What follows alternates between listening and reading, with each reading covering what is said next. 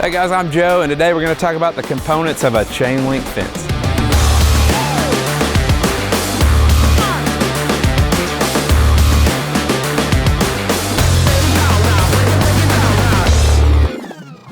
Alright, so chain link components. Pay attention because there'll be a quiz at the end of this. Just kidding, but we'll get into it. So first, you got to start with your post, and you can see there are a difference in chain link posts. So this is a corner, so these corners and gate posts, and at any ends is what we would call a termination post. So it's a termination post because this is where the chain link fabric terminates, and it's where you're pulling the fabric to, tightening everything. So you start with your post. You got to lay out your termination post, which would be all your gates, corners, and ends, and then between your termination post you have a line post, and this is a line post because it's in line with the fence, and you can see it. You got the post set in concrete, and then it's got a cap that allows this top rail to pass through it. And so that's the kind of gist of your post, or your first step and framework. Now on this is what we consider light commercial. So these line posts are 2-inch, and then that termination post are 2.5-inch posts. So that's a typical size on a termination post of being 2.5 or 3-inch. Then on your line post in residential, it's going to be an 1 5/8 post. In commercial, it's going to be a 2-inch, or even some heavier commercial, you've got a 2.5-inch line post. So that's your post. That's the first step, getting your posts in the ground, getting them in place correctly, getting them set or driven, however you're putting your post in. And then next is you'll go through and you'll run your top lines, get your exact height and elevations, and trim these posts to where they need to be. So then that's where you put your loop caps on. So on all your line posts, you'd see they're sometimes referred to as a line cap or a loop cap, and it's just a cap that sits on this and then has a loop that then allows that top rail to pass through it. Now if this was commercial, and like 6 foot or higher, and say it had barbed wire or razor wire, then instead of a loop cap, you would have a barb arm, which is similar. It's a cap that sits on a line post. It does have a loop for the top rail, but then it also has an arm that allows you to run your barbed wire or razor wire if you're doing that. So you got your post, you got your loop caps, and then next would be you would install your top rail.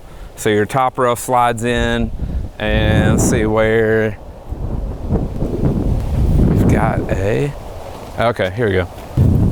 So your top rail is in residential, or this like 20-weight light commercial, it's got just a regular male end and then a swedged or female end that these slide into each other. Now on commercial, like a 40-weight top rail, then you actually there's not a female end on those, there's actually a sleeve or a coupling that those slide into to connect to each other. So that top rail is continuous and slides into each other as it runs along the fence. And then at the ends, at the termination, I'll show you how you connect those top rail. At each termination, your top rail goes into a rail end, which is this piece right here, and then that rail end is attached to your termination post by a brace band. So this is a brace band, and there's 2 different kinds of bands that you use. There's brace bands that are used for rail ends, and then if you had barbed wire, you would use brace bands for your runs of barbed wire. And then you've got tension bands. So these tension bands have a longer ear or extension on them, and then allow it to hold this tension bar. So the tension band is what attaches to the tension bar. And so I get a little bit ahead of myself because we've got post, we've got top rail going into our rail ends, and then the next thing you would do is run your bottom tension wire. So this is it's under tension, so similar to the fabric, it's pulled tight from termination to termination, and it just gives you a tight wire along the bottom that holds the bottom of the fence stable and doesn't allow it to just move all over the place. So that tension wire is then held on to your chain link with these hog rings. So you've got a hog ring that attaches the tension wire to the chain link fabric once you've got the fabric in place. So you've got post, top rail, run your tension wire, and then once you've got that in place, you're ready to run your actual chain link material, which we usually refer to as chain link fabric.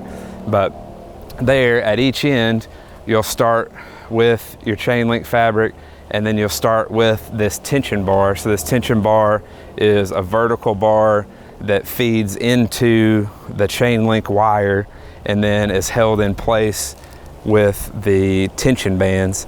So that's what holds it all in place. And then when you pull this tight on the end, then you tighten these down and it holds it all in place. So like this in particular one is a 5 foot tall fence.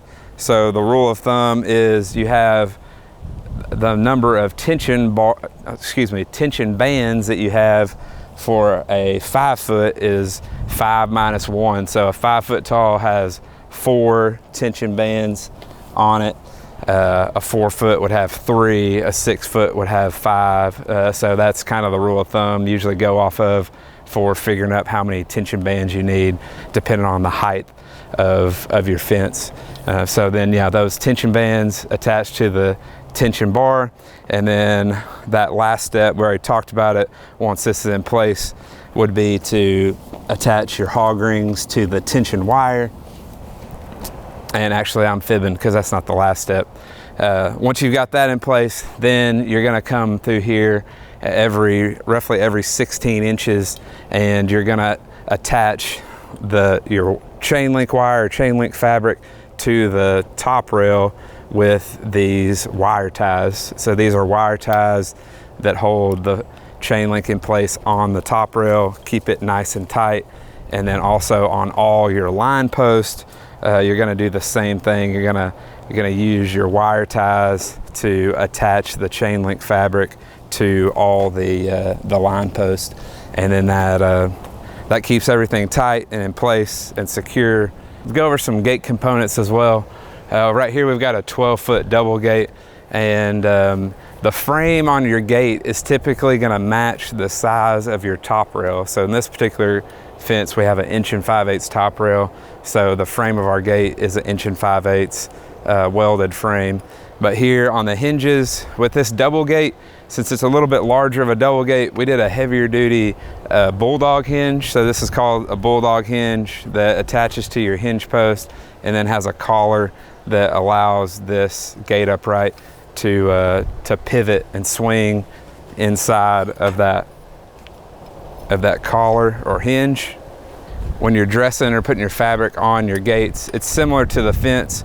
You've got these smaller tension bands that fit your gate upright, and then a tension bar that attaches the fabric on each side. And then you also use your wire ties along the frame of the gate to hold everything in place. Then on the latch, this one is a strong arm latch. So this is a little heavier duty latch than just a normal like fork latch. I can show you one of those on the other gates, but it's just got a thick, heavy arm, and it's got a receiver that you can lock on both sides. And actually, even though this one has a drop rod, but even these strong arm latches are nice because even if the drop rod wasn't in place, it doesn't allow a whole lot of give and can hold it in place even if you don't have a drop rod there. And then this is a drop rod, and it's got these female pieces and then this rod that goes into a pipe in the ground that allows you to pin one side down and keeps this stationary if you were only opening one side of the gate. So that's a double gate with bulldog hinges and a strong arm latch. We can look at one of the single gates over here and show you the pin hinges and just a fork latch as well.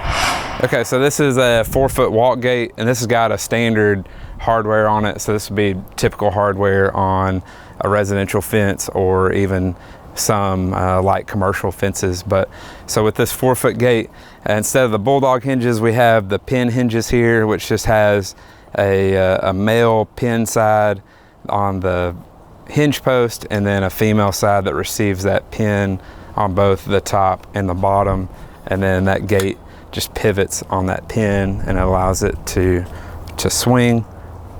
And then here is a standard fork latch, which has a latch holder and then the fork. And then here it does have a spot where you could lock it or clip it to keep from that fork from being raised and open. But that just fits around this latch post and can be swung and open and then set back in place to secure the gate in place. I guess the only component we didn't talk about is these dome caps. So for your termination post and for these gate uprights, you've got a cap that caps off those posts and caps off those gate uprights to keep anything from getting down in there. All in all, that's the ins and outs, nuts and bolts of a chain link fence and chain link gates with their hardware. Hey, hopefully that's helpful. Make sure and like this video, it helps out a ton, and subscribe to the channel for more fences just like this.